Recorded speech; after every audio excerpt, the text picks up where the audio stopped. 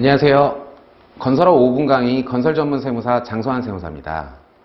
이번 시간에는 건설업 기업 진단, 기업 진단과 실질 자본에 대해서 알아보겠습니다. 건설업 기업 진단이란 실질 자산, 건설업 실질 자본이 얼마가 나오는지 평정하는 과정이라고 이해하시면 되겠습니다. 보시는 바와 같이 재무제표상 자산 부채 자본이 있으면 자산에서 부채를 뺀 금액이 자본이 되겠죠.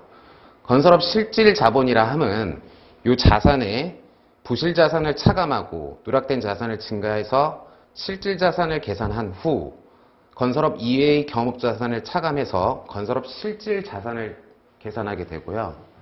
부채 역시 재무제표상 제시 부채에 누락된 부채를 차감해서 실질 부채를 계산하고 건설업 이외의 경업 부채를 차감하게 되면은 건설업 실질 부채가 나오게 됩니다. 이렇게 계산된 건설업 실질 자산에서 건설업 실질 부채를 뺀 금액이 건설업 실질 자본이 되게 됩니다. 이 표를 통해서 한번 이해를 해보겠습니다. 이 사례는 재무제표상 제시된 자산가액은 10억입니다. 이 10억 중에서 만약에 건설업 관리 지침에 부실자산으로 규정된 금액이 4억 원이고 건설업 이외의 경업자산이 2억 4천만 원이라면은 재무제표상 제시된 자산가액은 10억이라 할지라도 건설업 실질 자산은 3억 6천만 원으로 계산됩니다. 다음으로 부채 쪽을 보시면은 재무제표상 계상된 부채가액은 2억 원이었지만 재무제표에 누락된 부회부채가 1억 원이 있었더라면은 요 1억 원은 가산하고 건설업 이외의 경업부채 1억 2천만 원을 차감하게 되면은 건설업 실질 부채는 1억 8천만 원으로 계산이 됩니다. 그래서 건설업 실질 자산 3억 6천만 원에서 건설업 실질 부채 1억 8천만 원을 차감하게 되면은 건설업 실질 자본은 1억 8천만 원이 나오게 되고 최저 자본금 2억 원에 미달하게 되는 결과에 이르게 되죠. 그래서 재무제표상 자산이 10억이고 재무제표상 부채가 2억이니까 우리는 자본이 8억이야. 그러니까 무슨 실질 자본 2억 원 충족하는 게 어렵겠어? 라고 하지만 보시는 사례와 같이 실질 자본이 최저 자본금을 충족하기는 굉장히 어려운 케이스가 훨씬 많이 있습니다. 건설업 기업진단 관리지침에 나와 있는 자산 평정 규정을 한번 자세히 살펴보겠습니다. 먼저 회사 제시 자산, 재무제표상 자산가액을 말합니다. 이 자산에 누락된 자산을 가산하고 지침이 정한 부실 자산을 차감하도록 하고 있습니다. 또한 지침에서 건설업 이외의 겸업 자산으로 열거한 자산은 차감하도록 하고 있습니다.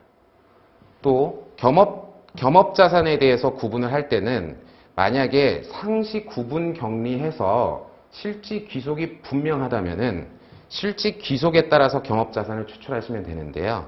이렇지 않는 경우가 더 많죠. 그래서 구분 격리하지 않아서 구분이 불분명한 경우에는 겸업 비율에 의해서 겸업 자산을 추출하는데 이 겸업 비율은 매출액 비율이라고 이해를 하시면 편하겠습니다. 다음은 부채 평정입니다. 회사의 부채, 요거는 재무제표상 부채가액이겠죠. 이 부채에 누락된 부채, 즉 부의 부채를 가산하여 실질 부채를 산출하고 역시 마찬가지로 건설업 위에 겸업사업이 있는 경우에는 상시 구분 격리하여 실질 기속이 분명한 경우에는 실질 기속에 따라서 차감을 하고요.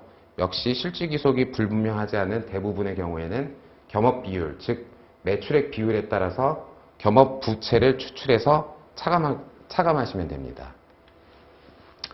이렇게 계산된 건설업 실질 자산에서 건설업 실질 부채를 차감한 금액이 건설업 실질 자본이라고 이해를 하시면 되고 이 건설업 실질 자본은 회사가 보유한 업종의 최저 자본금 이상을 충족하고 있어야만 합니다. 지금 요 보시는 표는 그 회사 설립 또는 면허 업종 추가, 양수도, 분할합병, 자본 변동 요 부분은 기업 진단을 받는 사유라고 이해를 하시면 되고요. 건설업, 소방, 정보, 전기공사업별로 각각의 사유별로 진단 기준일을 달리 정하고 있습니다. 네, 지금까지 건설업 기업 진단과 실질 자본에 대해서 알아보았습니다. 감사합니다.